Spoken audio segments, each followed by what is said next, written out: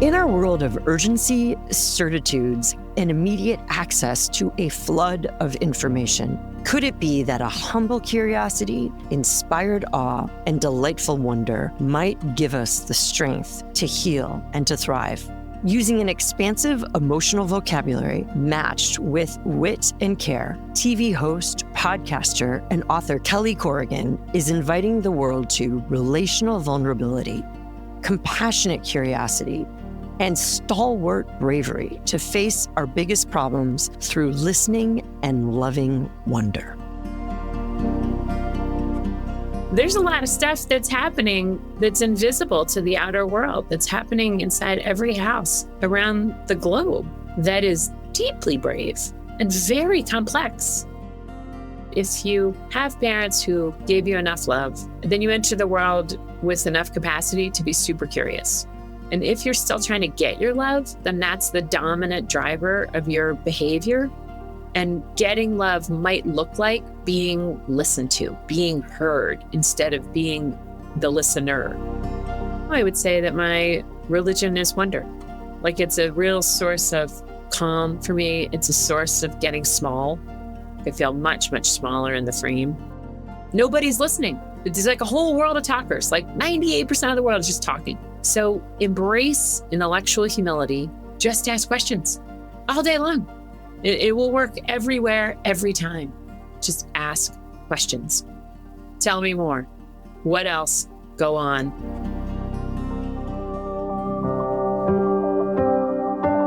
I'm Dr. Pam King, and you're listening to With and For, a podcast that explores the depths of psychological science and spiritual wisdom to offer practical guidance towards spiritual health, wholeness, and thriving on purpose.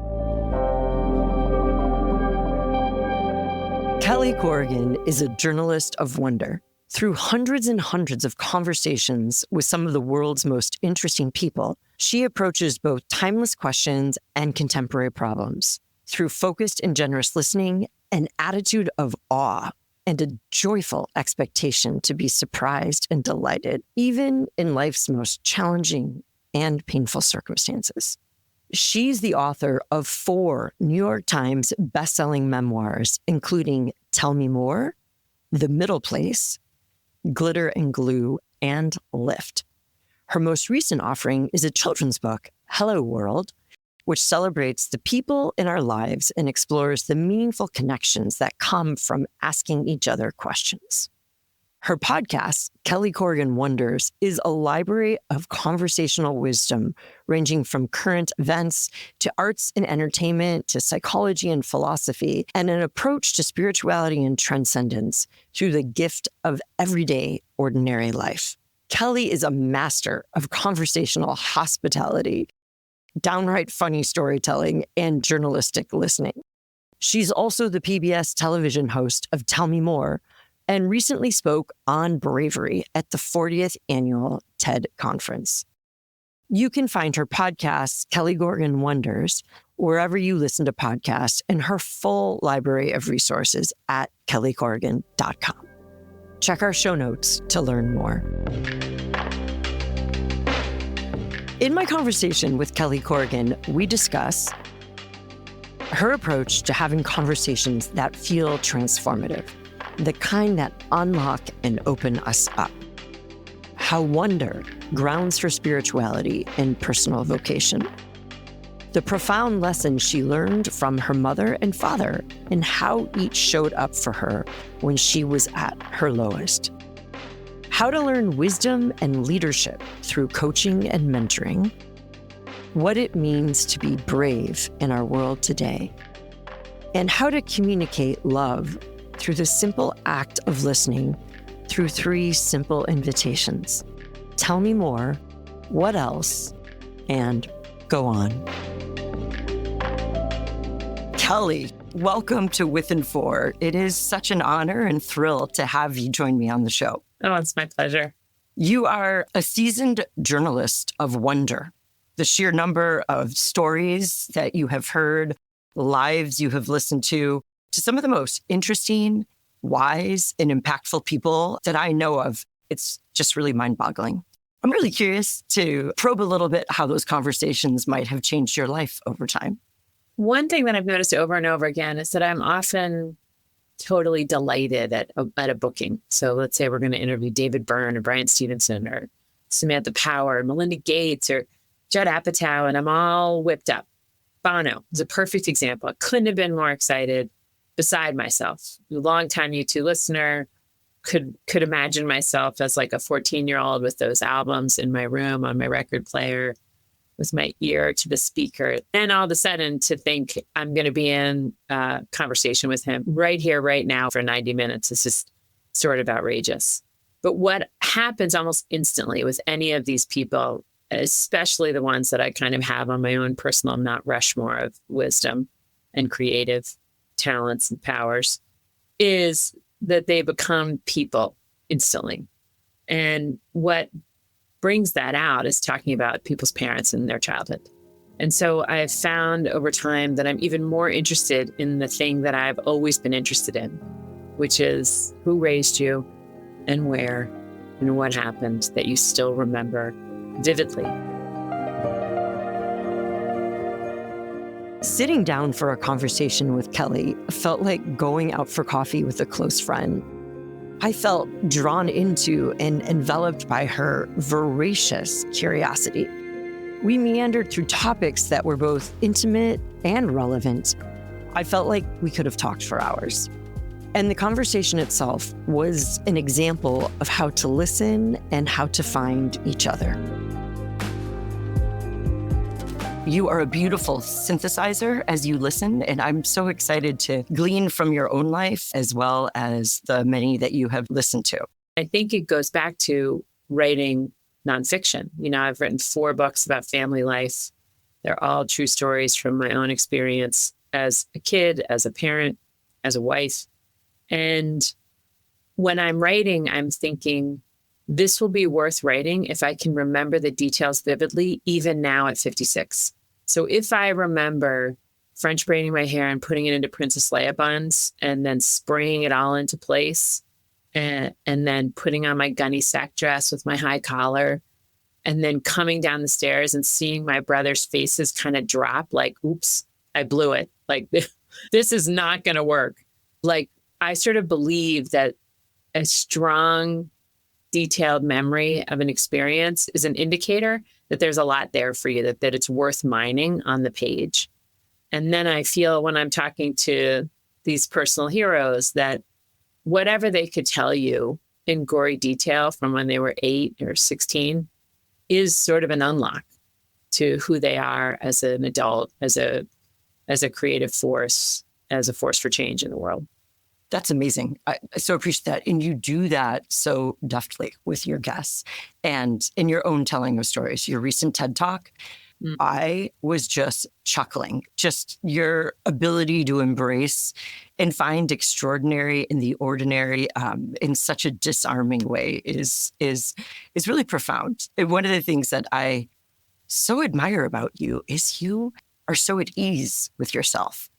And that is extended to your guests, that they become so, they seem at home with you. Part of that's age, don't you think? I mean, I also feel that the more kind of fancy people you meet that, and the more quickly they become just regular people with a life and looking for a sandwich at lunchtime and got to go pick somebody up from violin practice at 3. And, you know, all the quotidian facts of their life that make us equals in some weird way, it puts you at ease. So that combined with age, which is essentially the repeated discovery that many things you thought mattered didn't, puts you at ease. And then the third piece for me is that there's just so many people in the world. There's 8 billion people here. Like, it doesn't matter what I say and do. It doesn't matter what you say and do.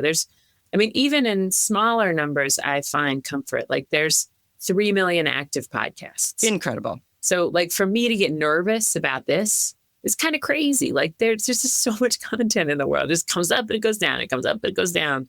You know, when I remember writing The Middle Place, my first book, and thinking all this energy of mine, all this whole enormous experience that's unfolding for me is going to end up to be one of the thousands of books that's for sale in this one store in this one town. Like, and rather than finding that depressing, I find it liberating. It's like, great. So whatever, you're like in your epic journey, but your epic journey is one of 8 billion epic journeys simultaneously unfolding at this moment. So don't take it too seriously. Like, stay in it and enjoy it and ring it for everything it's worth. And for me, what an extraordinary paradox of one of a billion voices, but also your voice matters so much. And I mean that to extend that to every human being, that every human being's voice matters. But yours in particular has found a profound place in our culture. I heard this at a bat mitzvah once, and I thought it was so cool. And I don't really know the details around it, but there's this story about how being an adult is holding in one pocket that you are ashes to ashes, dust to dust, one of billions, and holding in the other pocket that you are a never to be repeated miracle. Mhm. And that adulthood is knowing when to pull out which piece of paper. Absolutely. I love that. It's like, you do have to do what you can do. If there are things that you can do them. But also, Hold that in context. Yeah, don't lose track of the fact that ...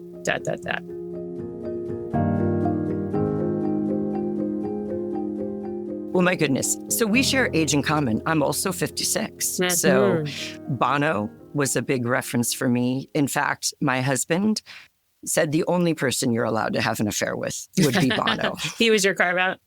Mine's Ryan Gosling. But I don't think everyone wants me to have an affair with Ryan Gosling because he thinks I'll actually fall in love, which I probably would, right? Doesn't he seem like the funniest, smartest, nicest? He might. Speaking of life details, you are one who has done awesome chronicling of your life. That's so inspiring, empowering, and I think helps us bring meaning to our ordinary and mundane. But I'd love for our audience to hear a bit about your story, some of those details that have shaped you, and just to give context to this woman that you are now, mother, journalist of wonder, podcaster, etc. Give us some context for your life. Well, the first line of the middle place is the thing you need to know about me is I'm George Corrigan's daughter.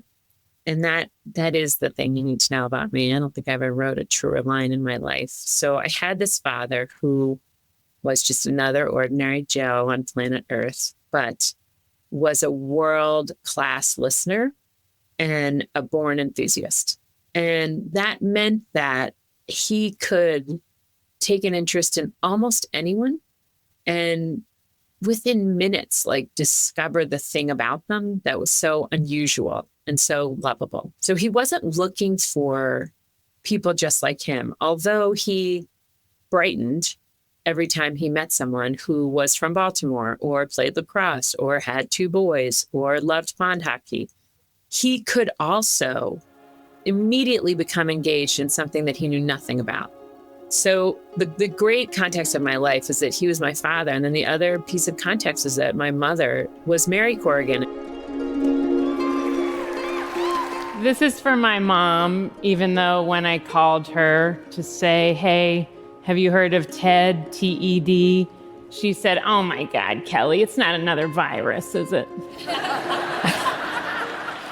Kelly recently gave a TED Talk on bravery at the 40th anniversary of the TED Conference. And I found her talk incredibly moving, sharing about the connection between love and bravery and how courage can be a path toward emotional intelligence, healing, and resilience in the midst of suffering. As a 21-year-old, I was drawn to the word brave. So, Odyssey on the brain, I went out adventure collecting.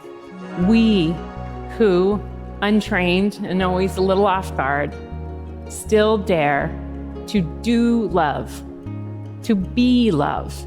That's brave. Just a few weeks after she gave this talk, her mother passed away. My mother, who just died 6 weeks ago, she has become so fascinating to me in the last 20 years since I became a mother, which is so common, I think, for women to suddenly perk up and think, who are you? What did you want? were you happy with the way it all turned out? She was a woman who was not sent to a 4-year college.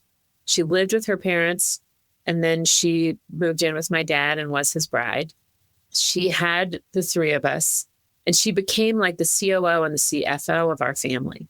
So within the 4 walls, she was the alpha. In the world, she was an introvert and not hugely motivated by social outings. It wasn't something she craved, and it wasn't something that she relished.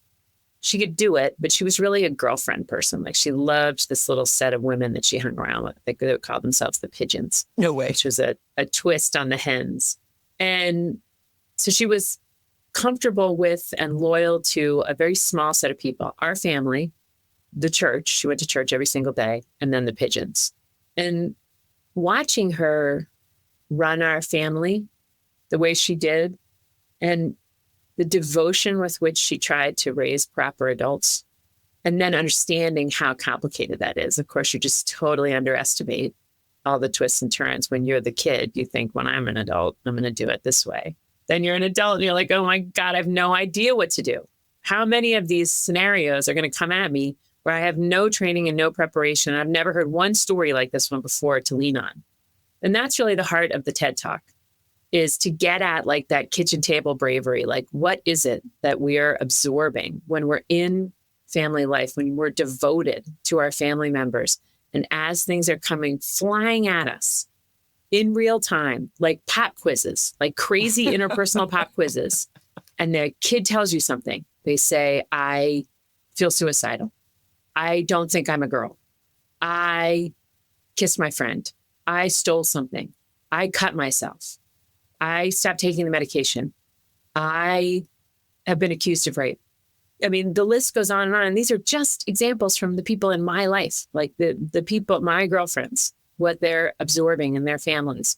And that's what I wanted to get at in that talk, is like, well, that's, if you ask me, like, that's bravery. And the theme of the TED conference was brave, like the brave and the brilliant. And they were talking about going to outer space and AI and making robots dance. And I was like, yeah, okay. But also, there's a lot of stuff that's happening that's invisible to the outer world, that's happening inside every house around the globe, that is deeply brave and very complex. So that's the context of my life, is I was really well loved by 2 really interesting people who had a lot of gifts.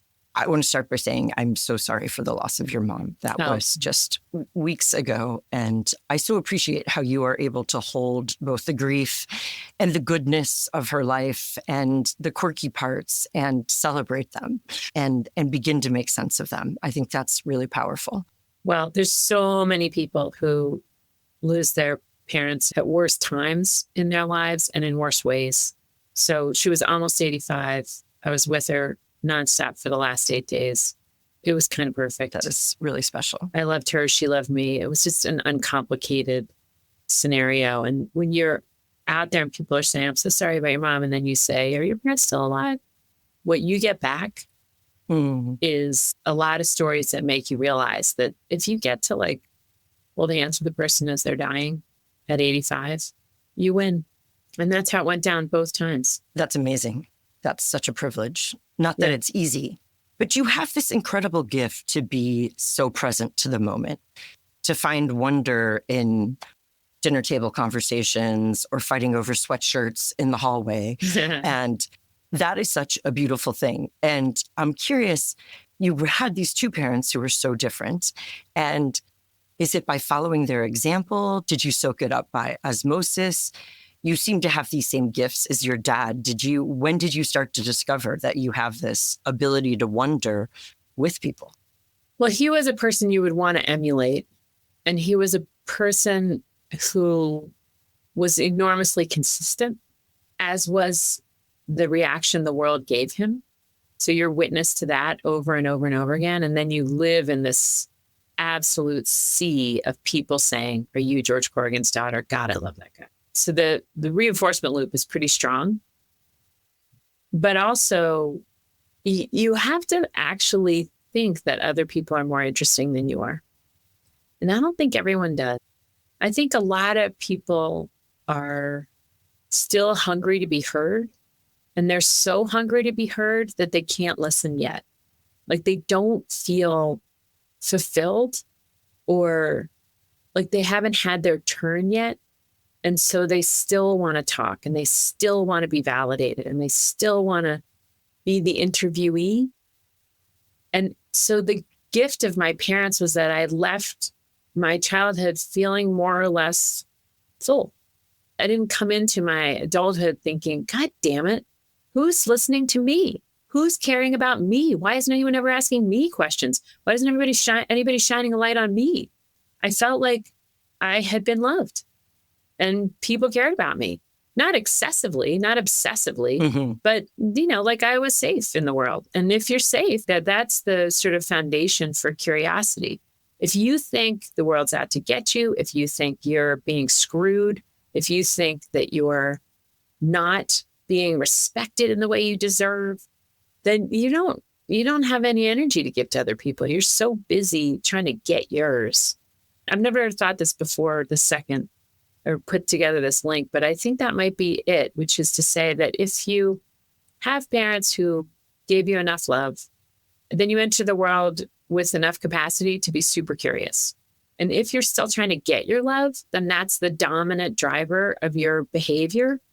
And getting love might look like being listened to, being heard, instead of being the listener. Mm-hmm. Mm-hmm. I don't want to get ahead of myself, but so much of how I understand thriving has to do with receiving love, leaning into love, whether family, friends, God, beauty, and living it out and offering it to others. And I think, even from an attachment psychological perspective, when people have received enough love, they have a sense of having a secure base that they can go out and explore, they can wonder, they can hold other people's pain because they have the capacity to hold their own pain because they're ensconced in love. And that's such a gift. And I'm feeling very sensitive to listeners who right now might be like, yeah, but that wasn't my journey or my story. Totally. I didn't necessarily get that love. I fought with my mom like every day of my life until I was 18. I didn't even look her direction until I was 25. I didn't ask her a question until I was 30. Like I didn't get that I had this resource. Mm-hmm. But and she really was so insanely consistent. Even if I was getting punished all the time, even if she was not very effusive or affectionate, which she wasn't, there was a stability. Yeah. There was a consistent, stable base. And that was plenty for me, given that I had this dad person who was so effusive and affectionate. Yes. That's such a gift. I'm curious, in people that you've interviewed who maybe haven't had that foundation, knowingly or not, have you heard stories of how people can recover that sense of being loved and can, re-enter the world not in desperation of trying to claim the space and demanding love and attention? I feel like a common theme that's come through between 70 episodes of the PBS show and 400 episodes of the podcast is that it only takes one person. And I think the research bears that out. I'm not a social scientist, but oftentimes people will say, my mother couldn't help me, but my grandmother did. Or my father was an alcoholic, but my mother stood by me. Or there was a coach or a teacher or somebody that ran the school choir or a college counselor who saw me and heard me. And like Nick Hornby, the great writer, the British writer who wrote High Fidelity and About a Boy and lots of great stuff. He said that he had this teacher in school who said, Hornby, come here. I brought you a book. And he gave him this huge fat book, like a 700-page book. And that Nick carried it around school, for 2 months. And then people say, what are you carrying that big book for? And he'd say, oh, Mr. So-and-so gave it to me. He thought it'd be good for me. And it just completely filled him with a sense of pride and being seen as this intellectual and a person who loved story and a person who could handle real literature at a young age. And there he was as a 60-plus-year-old man telling me the story in an interview when we only had an hour together. And that was on the top of his mind, is that guy giving him that book. And I think whether it's entirely happening in that moment or if it continues to kind of happen in our minds as our narrative hardens or calcifies over time. Either way, I think it is like a buffer. So I think that what social science would tell us, and of course what all of these people I've interviewed would tell you anecdotally, is you don't have to get it from your mom or your dad. There are other sources. And I love you holding up that very concrete example of giving a book, how uncomplicated that is. I mean, that teacher had to know him and see him, but how we in our own lives can be book bearers to other young people or other adults in our lives that might need that concrete symbol or demonstration of love. And half the time we don't know when we're doing it. Isn't it amazing? I was a coach. I was a JV lacrosse coach in Piedmont, California for 4 springs, I think. And God, you learn so much. I mean, you learn so much coaching, and it can be a weirdly impactful position to be in. Mm-hmm. And as soon as you grok that, which, you see it in these girls' eyes, that they're waiting to say, did you see it? Did you see it? I got the ground ball. Or, I did the 100 sprint faster than anybody else. And so then it became clear to me that my words had double their usual meaning, because when you're parenting, which I was doing actively at the same time as I was coaching, you feel like your words are just like hitting the wall and sliding down and getting swept away. Like it's not clear that they're being internalized by your children. But when you're coaching, it feels like, oh my God, they're like this. And then it made me double back and say, well, if everybody's listening to me, like, what do I want to emphasize? And I had this really fun thing that I loved to do, which was we would have a moment on the field where 5 people would touch the ball and a girl would shoot and score. And then we'd round up again. And I would say, it started with you. So I'd go back to the first player to touch the ball. So it was way on the defensive end, and they fought it out, and they got a ground ball, and they took it 10 yards up and made a pass. And so instead of celebrating the goal, which is what everyone will celebrate, like you have to counter program to the world. Mm-hmm. Mm-hmm. Right. And the world loves the person who scores the goal. And the world often forgets to note, like it started all the way at the other end when Emma beat that girl to the ground ball, almost lost it, kept fighting, got it, got away from her, and got it out of her stick. So I think that's a fun, it's fun and kind of intriguing to trace back where the beginning of good things happening is. Mm-hmm. That's a great life skill. I hear your curiosity in that. You are constantly asking. And I just want to call out, I'm so taken by your gift of wonder, of being able to behold things, like even just really ordinary. And there's meaning and there's delight in them, even when they're hard. But when you're talking about the girls, coaching them, you see people. And when I listen to you interview people, I know they feel so seen. And like folks like Bono and Nick Hornby, Nick isn't seen as by many people, but his works are. But you have a unique way of seeing people and letting people know they're seen. And that's I must say, I was incredibly soft on those girls. Like the girl who's wearing 2 jog bras because her boobs just came in like rolling thunder, or the girl who's covered with zits, or the girl who still has her braces on when everybody's past them, or the girl who's wearing makeup to practice because she's so insecure. Like that my feeling for them was so strong. In fact, when I was giving a little talk at the end of the season barbecue party or whatever, I totally burst into tears. And Claire, my daughter, was like, pull it together, dude, don't be weird. And I was like, I know that is so weird, but I really felt it. And can I just say the nicest thing, speaking of being seen, is someone saw me.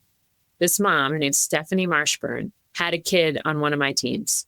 And those kids just became seniors. They just graduated in May. And I had moved on. I had left California and moved to New York City and Bozeman, Montana.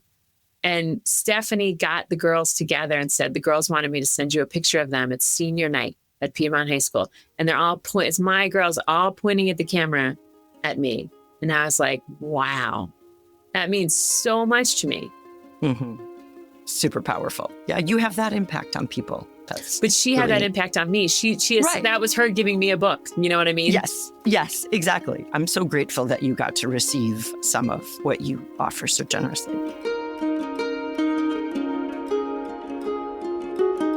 I asked Kelly about her Roman Catholic upbringing and how that influenced her approach to relationships, community, and seeking love and transcendence in the world.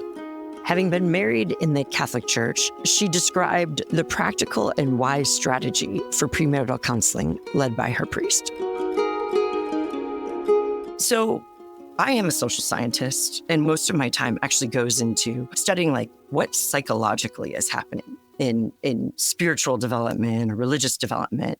And I know you were raised Catholic, but I'd love to hear you describe a bit of your spiritual upbringing and where that started and where that's led you today. So we went to church every Sunday. We did the Stations of the Cross with my mom, so which means there's 14, I think, and you walk around the church when nobody's doing mass and you see the story of Jesus, like going up on the cross and dying on the cross and coming out of the grave 3 days later on Easter. And we did confession. We had to go to confession in the booth. And my older brother would go face to face. And I was like, he's incredible. That's amazing. He's so brave. Like as if we had done anything at that age that would merit that. But it does speak to like the sort of dominant feeling I had in Catholicism was that there's this superstructure of men who tell you if you're good or bad. Like it wasn't a hands-on religion. It was like a very old school, they're in charge and you sit when they tell you to sit, you kneel when they tell you to kneel, you beg for forgiveness when they tell you to beg for forgiveness. You don't question them and you don't disapprove of them. And then that all came through in all the horrible abuse of parishioners. And that really blew it up for me. However, when I go to a Catholic church, I know exactly what to do. It's like absolutely woven into my fibers. I went with my mom every time I visited with her in the last 9 years. I mean, I would go to church with her anytime. She went to church 7 days a week. And there were a couple times where I felt really cared for by the church. So my husband and I we got married in Catholic church and we did pre-Cana, which is the thing where you go and meet with a priest and try to prepare yourself for the rigors of marriage. And the priests are guiding you in that. Yes, ironically, people who have never been married and presumably never had sex with anyone are telling you about that kind of relationship and how to keep it alive for 50, 60 years. So it all seemed kind of dubious from a distance, but it turns out people are people. And we just happened to get assigned to this guy, Monsignor John O'Connor. And he gives you this test. It's called like Insights or something. And it's a bubble test, like a SAT. And it has all these statements. And you say 1 through 5, whether you're highly likely or highly unlikely. And they're sectioned off. So there's one about in-laws. There's one about money. There's one about sex. And it just says, I would be happy if my in-laws came to live with me later in life. Agree, disagree, strongly, blah, blah. I believe we should have 2 separate bank accounts. Agreed. Like really pragmatic, must have been culled from conversations with actual married people and comprehensive. I mean, I think there were like 500 statements in this, oh my in this goodness. thing. It took us like an hour and a half to do it. Yeah. And then every single question where Edward and I disagreed, even by 1 degree, we discussed in these sessions with the Monsignor. Amazing. For free. And we went 9 times for like an hour and a half until we finished all the places. And, Edward's a talker, I'm a talker. And then we just had great chemistry with this guy. And at the end, I just totally cried when I was hugging him goodbye. And we asked him to marry us and he couldn't do it because of our weekend. But I thought, oh, well, if I had, as my parents did growing up, had priests like coming for dinner all the time and like coming to my ice hockey games and Sister Mary, stopped by with biscuits in the morning and my mom was ironing the vestments and taking him up through the back door of the cathedral. Like if I had a working daily relationship with other human beings who happened to be associated with this church, I might have felt differently about it. But by the time we were growing up, the Catholic school that we had an option to go to had kind of a bad reputation. And so we ended up going to the regular public school, Radnor High School, which is incredible. But we did not have a religious education. And my mom, I think, one of her two great regrets in life is that she did not find the right Catholic schooling for us. Because I think she thinks, oh, they really would have been Catholic if they had known people. I'm not sure, because I'm not sure that my heart could have withstood the abuse stuff. And, the cover up is really what I'm talking about. I mean, the cover up is just so sickening and so antithetical to the whole message. So that messed me up. And now I would say that my religion is wonder. Like, it's a real source of calm for me. It's a source of getting small. I feel much, much smaller in the frame when I'm looking at water or a beautiful flower. I mean, it's really that simple. Like, I can really go crazy on like a leaf, like if I'm walking and there's like a little red leaf that looks like a pair of lips in the path in front of me, I'll like stop and pick it up and look at it and think like, God damn, if that's not the most beautiful red. And I think part of what enables or facilitates or reinforces my wonder is painting. Because it's very hard to do. It's very hard to make something beautiful on a canvas. It's very hard to make beautiful colors on a canvas. And then you see them in nature, you see beauty, and you think that is really, we have not gotten very good at replicating that. It's like even the very best blue on a canvas is not as good as that blue. The vibrant. And even the very best red is not as beautiful as that red leaf. So I think, and puzzling, I think is very reinforcing to me because it slows you way down and you have to focus on something so minute.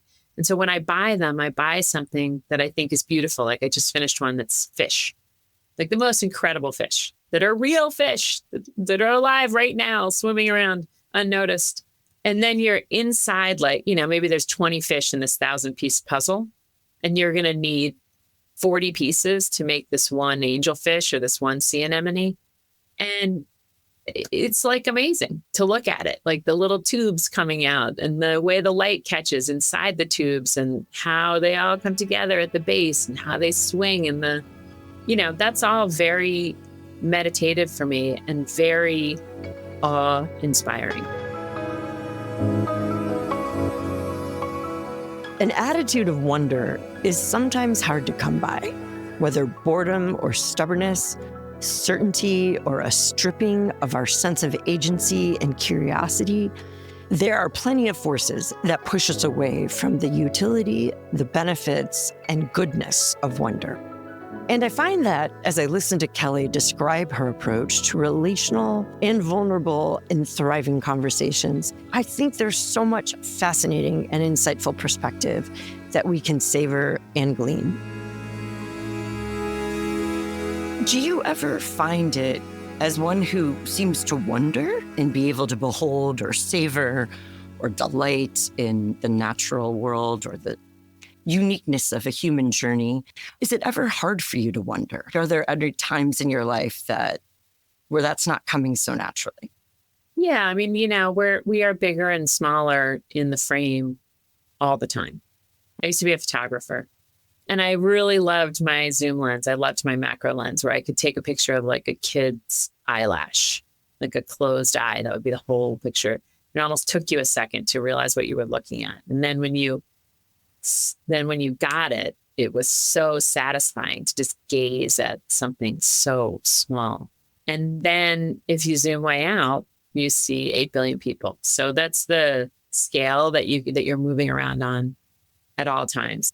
So yes, sometimes I am zoomed all the way in on myself, and I am really a sucker for my own problem. And I can be really flooded. I can be flooded with emotion. I have one really hard relationship in my life, and when it happens, when something happens in there, when there's an episode, I mean, I am flooded, and I have to really figure out a way to get smaller, to like let it come down.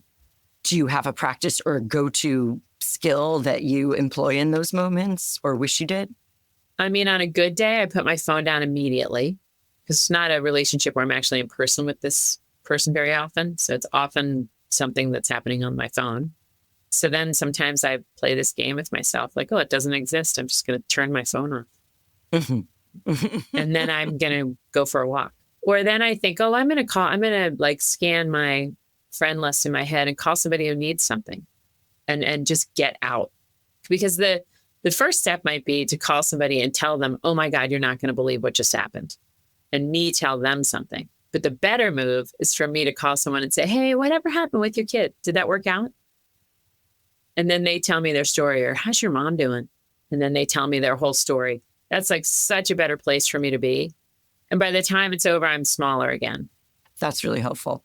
And in a moment in the world where there's a lot of people who are not thriving, for whether it's loneliness or depression, anxiety, alienation, polarization, I'm really interested in what enables people to thrive.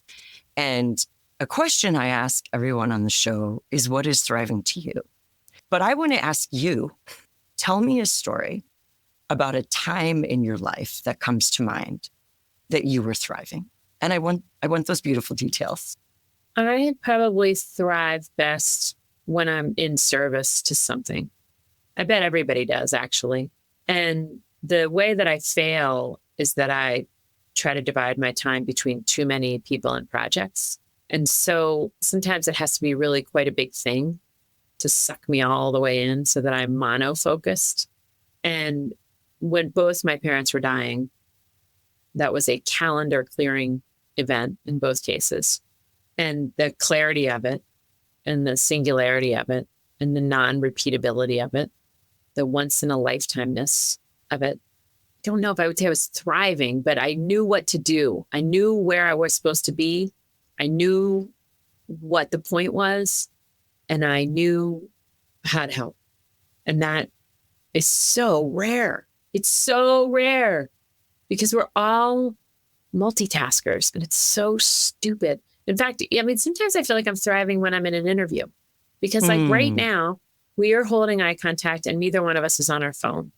And every app on my laptop is closed. And it's like weirdly unusual that that's the case. So like when I interviewed Brian Stevenson, we were in Montgomery, Alabama, and we had 6 hours one-on-one together. 6 hours. Wow. 3 hours one day, 3 hours the next day. It was my first interview for PBS. So we were terrified. So we overshot by 10x because we were like, if we screw this up, we're never going to get this Tell Me More show off the ground.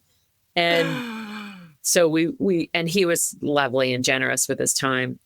But when we were on set, there's 13 people in the room, the lighting guy and the sound guy and the grip and the PA and the director, producer. And then they say, okay, Kelly, we're ready, action. And then it's just me and this other person. And the fullness of our attention to one another is thrilling by virtue of the fact that it's so damn rare. And sometimes when I'm finished, I'm like, there's almost like a romance to it. You know, like where I'm like, I love you. I love the experience that we just had. The connection. And I think what I'm loving is that I'm not trying to do two things at once. Not even, because you're like kind of doing, like right before this interview, I had the worst call. And it was a FaceTime and the person was super distracted and he kept jumping off, saying, hold on, let me look at this. Let me look at this. Oh my God, here's my realtor. I mean, it was just like brutal. And this is the conditions in which people could thrive. This is the conditions in which we could think of something we haven't thought of before, that we can make a connection that we haven't made before, where we're not just like regurgitating our, greatest hits. Yes. Well, even just reflecting back to what you said when I asked you about your religious upbringing, and somewhat immediately you went to this very intimate interaction with your priest and your husband in the premarital work of the just being together. Yes. And that and nobody connection. Would have taken their phone out. Nobody would have been opened a laptop. Well, nobody knocked on the door. I mean, it was right. 90 minutes of pure connection. Absolutely. It's probably why people pay to go to therapy now, because it's a one uninterrupted space. It's the only place you can go to get it. Yeah, right. Literally. Right, I mean, I sometimes think about it in like Margaret Atwood terms. Like if you were to write this as a novel, it would be like, and then the people started paying other people just to listen to them because it was so rare that they suddenly had to pay for it. But it's like not that far off from the truth. The majority of people in therapy today are not, extremely mentally ill. They're just looking to thrive. They're just looking for someone to help them untie their knots. And that takes listening, and they can't find it in their regular life, which is amazing. It is amazing. Well, I want to give one anecdote, if you don't mind me sharing. My daughter this year recently was hospitalized for a really rare and really lethal infection that took a long time to figure out because it was just didn't even know what was happening to her little body. And we were 2 weeks at UCLA, and God, he must have been freaking out. Oh, freaking out, terrified. I mean, literally like 2 times when close to death. And I came away from that experience. I realized like it was oddly such a joyful time. And I feel horrible for saying that because she was in so much pain and it was so scary.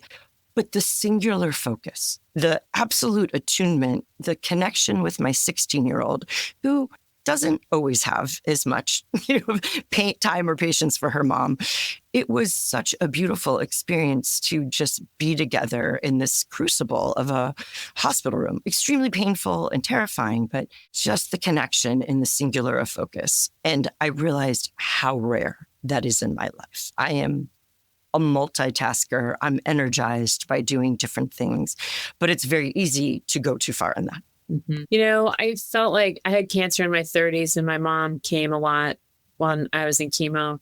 And I had these kids. I had a 1-year-old and a 2-year-old. And I remember thinking like, not that far into it, this is what she lives for. She's like a soldier who's been in training, like as am I. That's what I'm doing. I'm just almost like off duty between periods of extreme service. Like I'm just kind of learning things and padding my resources for the next time that something goes terribly wrong or somebody needs my full focus and the full arsenal of everything that I know and have learned. Well, for those out there who might want a little more intentional training in their lives of like how to thrive, what advice would you give people? Like if you want to thrive, really have a full life, what do people need? Well, junk in, junk out. I would say that first. So like, watch what you're ingesting in terms of media. Mm-hmm. It's just never been an easier time to self-educate, but that gives you all the choices. So you can listen to vitriol or you can listen to nuance, for instance. Like I read poetry. I think people should read poetry. I think they should read it out loud to themselves. I think they should hear the words. I think people should have hobbies and preferably hobbies that you can't use your phone during. And I guess one of the reasons why I like painting is because your hands get paint all over them and you can't touch anything but your paintbrushes until you wash up. And cooking, I don't know, something simple to slow yourself down and release. Like I think there's also tons of research about the shower effect where you're like doing something that's remotely occupying some part of you such that you're not glaring at the problem you're trying to solve, but rather it's sort of in your peripheral vision. And I feel that way when I'm hobbying, if you will. So if I'm hiking or painting or doing a puzzle or even cleaning, I think that's kind of averting my gaze a little bit so that I'm not like drilling down on some problem, but rather it's just sort of operating in my subconscious and potentially might reveal some next step that could be productive. So, and then I think, you better keep your sense of humor. It's not that big a deal for most people. I mean, the biggest thing people need for thriving is material resources. Like it's kind of hard to thrive if you're starving or if you're if you're at physical risk. I mean, if somebody could beat you up any day of the week, either in your house or outside of your house, you're just in overdrive. You're just in adrenaline, cortisol overdrive. And then if you're an addict, there's just certain things that are just game changers that block everything else. They're just prerequisites for thriving. So just to flag that it's a little bit of a privilege to even worry about thriving in the way that we're talking about it, because it means that some set of more material concerns have been solved for. And in terms of junk in, junk out, like I think it'd be fun and interesting to just do a whole inventory of like I always have this burning question with people, what's your source? Which is like, is your source Mary Oliver poems? Is your source your three best friends? Is your source Fox News? Is your source the New York Times? Is your source your preacher? Like, what do you believe in? Like, who is guiding your thinking? And then really interrogate that. You know, my mom had for a long time, and then she stopped years before she died, but for like a long time, she had the news, cable news on in her house for many, many hours a day. And I don't care which station you watch, they're all kind of superior and intellectually arrogant and oversimplified. So, you know, you'd pass through the kitchen and somebody would say, I'll tell you what you need to do to fix public education. And it's like, what are you talking about? I mean, nothing could be more complicated than public education. There isn't one fix for public education. I know people who have given 35 years to public education at all different levels. Like, it is hard to move the needle in public education. So don't go on TV and act like it's easy. But so that's like junk in, junk out. And so you should evaluate your diet. You should be really careful what you let in your head. Absolutely. And I think not just the content, but the form or method is shaping how you, not just what you think about, but how you think. So if you're getting 2-minute reels or 1-minute reels, you create an appetite or an attention span for nanoseconds of content. Isn't that the word? I mean, I am so worried about that. So worried. I mean, for our kids, like that are just raised on. It is the most disturbing thing I see my kids do, is thumb. Yes, I agree. Because you can actually see how fast it is. And you're like, wow, man, your attention span's like 1 or 2 seconds.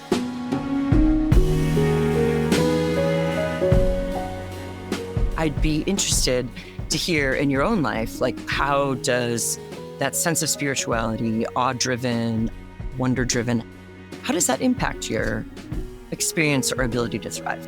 I mean, it calms me down. You know, it can keep me really calm.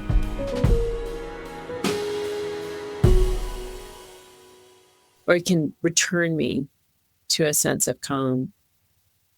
And it can keep me loose. Like, if you're small in the frame, you're just going to move more freely.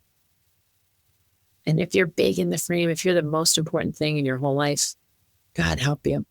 I mean, you're just so tight. You know, it's just everything's so important because it's you, because the stakes are you. And it's like, but you could change the frame. You could decide those aren't the stakes. You know, it comes up right now because there's this terrific assumption, unchallenged assumption, that people vote in their own interest. And I just don't know that that's the case a majority of the time.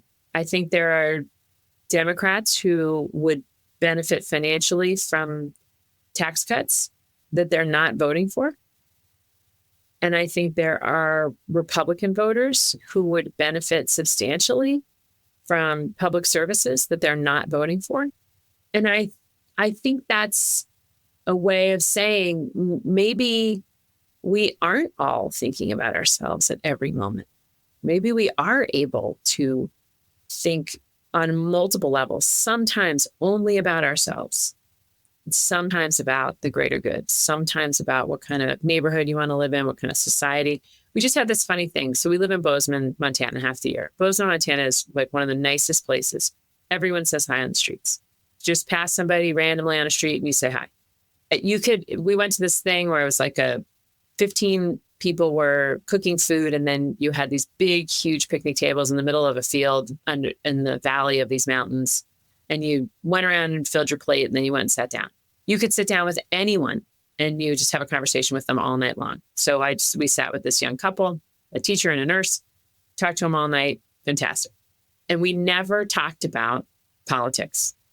And I don't know to this day what their vision was, which way they were going to vote. But we were totally aligned on everything that matters. That's really amazing. Mm-hmm.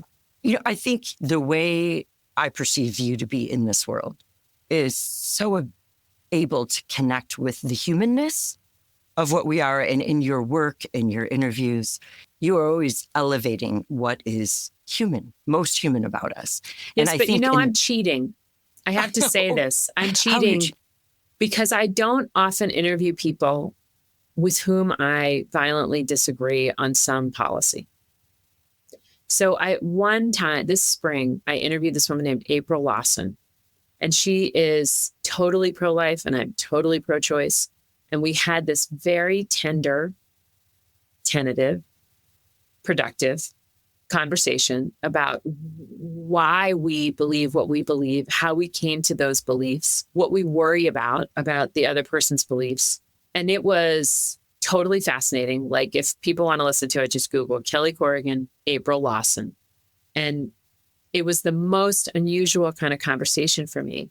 And I thought it was so impactful for me that I thought, oh my God, we're going to change the whole podcast. This is all we're going to do. I'm just going to invite people on who have a completely different point of view on 25 different policy positions. And we don't, nobody ever talks about policy. Everybody just talks about the people.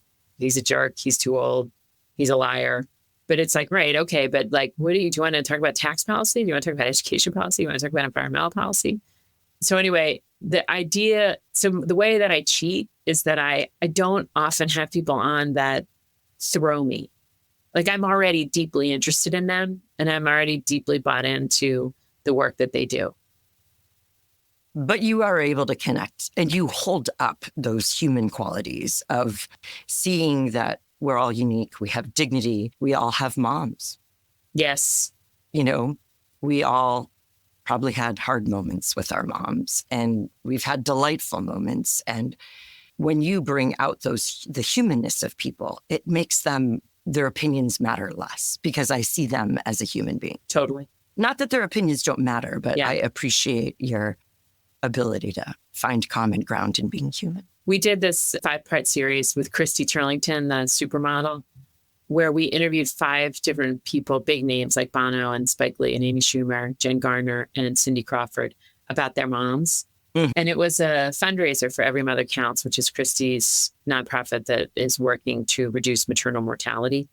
And it was so interesting. That was another one where I was like, forget it. This is all we're doing on the pod forever. Like, this is so interesting. This is why every therapist starts with, tell me about your mother. It's fascinating. It's endearing. It's so complicated. And it's this incredible treasure trove of values and pain and longing and love. And that is so much of the human experience. And I want to call that out because in my world of positive psychology, the pursuit of happiness is so elevated. And my experience, my research of people living in poverty around the world, even, they may be thriving because they're finding love and meaning and connection, even in the most dire of circumstances. And to hold up these rich lives that are full of values, can hold the pain, find meaning in that, and celebrate the goodness. I just think that's so important. We often are looking for life hacks, like what is the simplest way from here to here? And your work really reflects, it's the tapestry of life that when we take all the threads, the dark threads, the bright threads, when those are woven together is when we really get a full picture of a full life. And that's not easy and it takes time, but it's really important. Well, that really goes to the TED Talk, which was, the first part of it was just really redefining bravery. And then it got kind of grim and I thought, oh my God, this is going to be too heavy for people. And it's almost too heavy for me. And then I felt like I should think, like, what is the reward of all this? And the reward is a full human experience. Yeah, right. Which includes all the emotions at full maximum dosage. Absolutely. And that's a reframe that has been helpful even to me. Like, since I wrote it, a couple of things have happened. And Georgia, my oldest, said to me recently, this is a full human experience. And I was like, you're right, because I am as scared right now as I have ever been. And that's part of what I'm here to get, is to know that emotion. And I'm having a deep interaction with fear right now. And I can check that one off my list. Kelly speaks with a varied and welcoming emotional vocabulary, but beyond the words and concepts is a spaciousness to hold the fullness of the human experience. There's a hospitality and sense of home here. She talks about her own family experience in the emotional container of home as the close-knit space where all the most wonderful elements and drama and purpose and meaning can come through. The family structure, these units, this set of dynamics. So I grew up with 2 older brothers and 2 parents in a house that my parents owned for 55 years to the day, bizarrely. So they bought it on July 7th, 1969, and it sold on July 7th, 2024. They were the first and only owners of this house. It was this house built in Villanova, Pennsylvania at the end of a cul-de-sac. And it just loomed so large in all of our lives. And we were the 168 club because it was 168 Wooded Lane. Then my dad died in 2015. So now the whole dynamic is different because he's, as my mom said, your father's the glitter, but I'm the glue. It takes both, Kelly. And so he was the glitter. Like, all 3 of us wanted to be around my dad as much as we could. The gravitational pull was so strong. And then he died. And so then it changes into a new thing. And then our children are getting older and things are happening in each of our maid families. And, my one brother moved to Florida. And so, things are getting stretched out. I had already been in California for decades. And then now my mom died. And so now it's just these 3 adult kids that are like getting close to 60. And you just wonder, like, what will happen to us? Like, will it hold? And at the same time that you're wondering about that, you're looking at your maid family and thinking, I only have these 2 kids. I wanted to have 4. I got cancer. They took my ovaries. And not that I necessarily would have been able to have number 3 and number 4, but that was what I went into the whole enterprise dreaming of, was a big family with lots of in-laws and babies. And what I got was just this little tiny family of 4. And so at the same time that you're wondering, like, how will we relate now? What is the 168 Club without my parents and without the actual house that sold? Then you're looking at your maid family and thinking, are we going to hold? Is this thing that the most important thing I ever built? Is it durable? Is it a place where people are bringing each other comfort and perspective? Is it the safest place any one of us could ever be? Or is it a place of tension? Like, it's kind of incredible to think from a parent's perspective that I think most parents would say the biggest project they've ever undertaken was to try to build a family that has like an ethos and a culture and these many points of connection, a family that's durable and a place of comfort. And you would know better than I that when people come to therapy, often the most painful experiences of their lives are at the hands of people inside that tiny, precious unit. That is a crushing outcome, given the intention at the top. I fall in love. We get married. Yay. Oh my God, we're so lucky we got pregnant. Oh my God, we got a healthy kid. Oh my God, we got pregnant again. Oh my God, we got another one. And this is what we're doing. This is Edward Lichty. Like, this is what we're doing, baby. We are going to make a family. And it's like, oh, I hope it works. But I hope they stick together. I hope they love each other. I hope that or at a minimum, that it's kind of neutral, that they don't like cause each other pain. I mean, what is this thing I made causes them pain? Yes. That's like not want to do harm. Insanely off target. I really would have missed the target. So that's what I was thinking about when I was thinking about fear. That's really very real to me. My oldest just turned 21, and I have 2 younger than him. And it is a precarious time of life. Our second is launching to college next year as a freshman.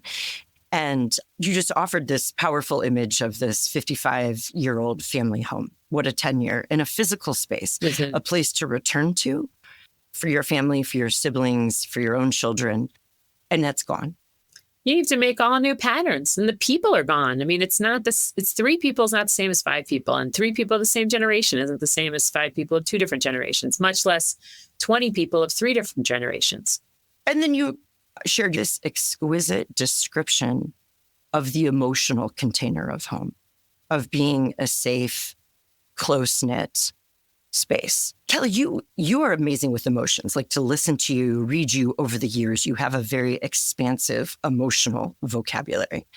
And in light of this conversation around our growing kids, noting that the physical gathering, the physical container, or the actual brick and mortar home is perhaps less relevant, especially as our kids are moving, how do you create that emotional home or the emotional container for your kids?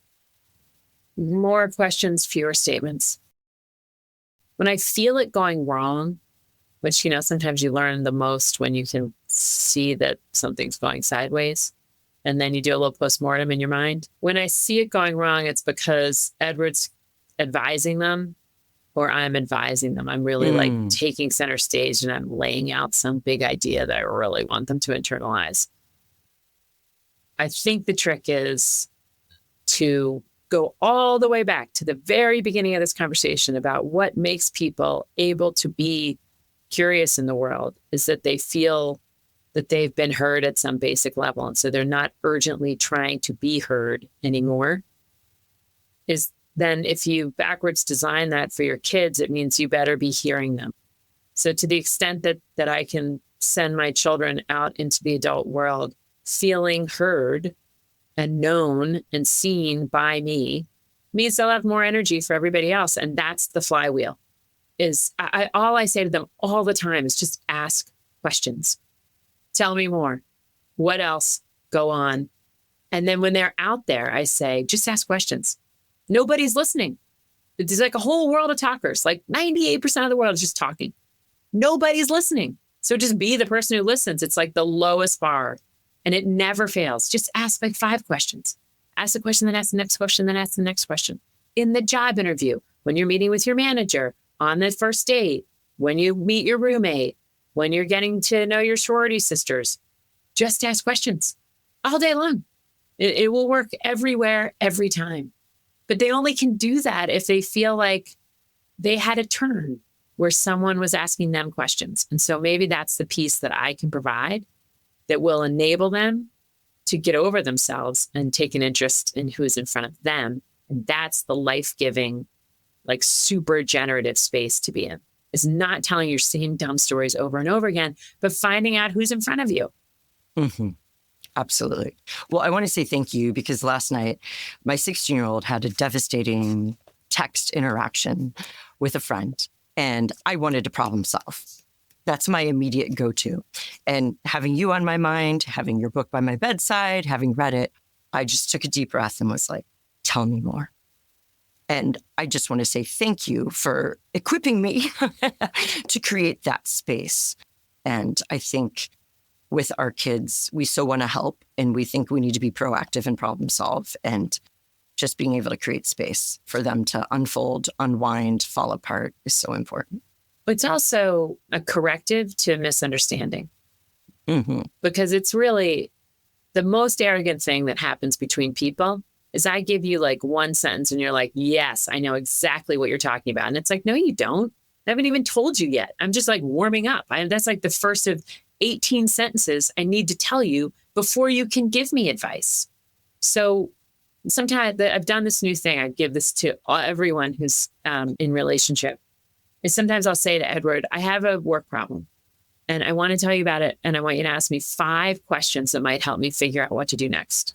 I do not want you to like pop off after I give you like 2 pieces of information out of 20 that you would actually need to give me like really sound advice with your big advice, because it's humiliating. It makes it seem like either I'm boring you or this problem's so simple. Why didn't you see this? Just do this. And that's how our kids feel.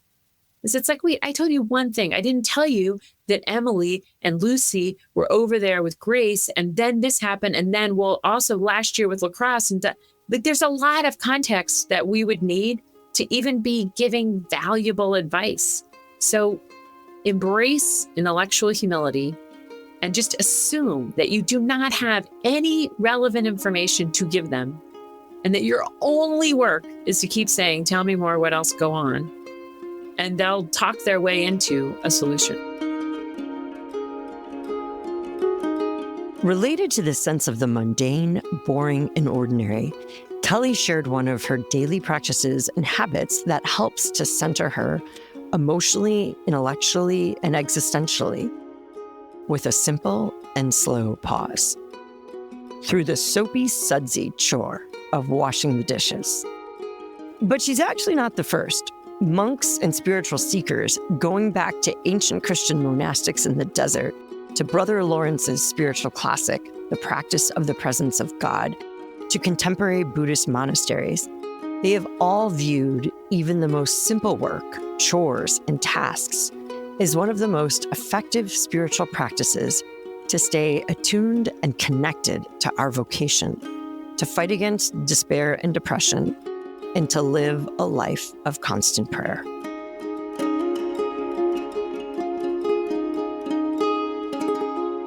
This is so pedestrian, but I find it really works for me, is when I'm stuck interpersonally or professionally, I go wash the dishes with this lavender soap. And I don't put them in the dishwasher. I wash them by hand. And there's something about the water, the warm water, like on my hands and wrists, that I think might be doing something physically. I think there's the smell of lavender, which is known to be calming. I think there's the tiny sense of progress that you're making, where you're taking something messy and making it. I think there's the separation from your phone that's required to work with water and soap. That's helpful. And I think that it is just an ounce of distraction such that your subconscious might be set free to work on the problem in a more intuitive way. And I find I really linger. And my husband, I didn't realize I was doing it consciously, but my husband said, you could just put those in the dishwasher. I read that it's like better for the environment to wash your dishes in the dishwasher than in the sink. And I said, oh, that's not like exactly what I'm doing. I'm not actually washing the dishes. I'm calming down. I'm like, it's like chop wood, carry water for me. It's like a simple act of household progress that now I have imbued with this. And I always like straighten my spine when I'm doing it. Like I'll feel myself hunching, I have terrible posture. And then I'll realize like, oh, we're here at the sink and we're doing the thing with the lavender and the warm water and a little bit of progress. And then I'll just straighten up my spine, which I've become way more aware of since collaborating with Christy Turlington, because I must say she has outstanding posture. Being a model has some advantages, I guess. She is so swan-like. And so anyway, and then I open up my spine and I open up my chest. And so it's a little bit of like physiological adjustment. And then it's also this intellectual pause. And it's also a big emotional pause. So like do your dishes slowly with a scent that you like. It's like aromatherapy. It's a little massage. Also, like I love afterwards when my fingernails are all clean and my fingernails are soft. And then I put on my lavender lotion afterwards. And it's just like a tiny reset. It takes like 5 minutes. It's amazing. I can't wait to go home and do the dishes. I know. Everybody's dishes are going to be clean tonight. Kelly, I love how you wrap up your show with the takeaways. And any chance you and I could work out some live takeaways from this conversation. I just love how you do that. Okay, so let me say that we, at the end of every long episode, we do 3 episodes a week, then Kelly Corrigan Wonders, but on Tuesdays, it's a long one because it goes on some NPR stations, so it has to be an hour. And at the end of it, we do these takeaways. And then every Wednesday, we send those takeaways to our listeners. So if you want them, just go to hello@kellycorrigan.com and we'll send them to you. But here's one that I think we touched on today, which is wonder is cheap and accessible and effective. It's like free. It's free and it's just littered everywhere. Like I mean, my social media feed is all wonder. So it's like the ballerina doing her thing. And then it's some whale like eating 900 fish in the one gulp. And then it's this beautiful bird in its nest, like feeding a worm to a baby. And, then it's this incredible sculpture. And then it's a piece of architecture that I've never seen before. And so there's just, the world is dripping with wonder. And you'd be a fool not to use it to your advantage. Absolutely. A takeaway I have is you then embody that wonder into listening, because you're so filled up. You have that space to wonder about people. And you really are able to be in awe of these little things in them. And I so appreciate the power of listening.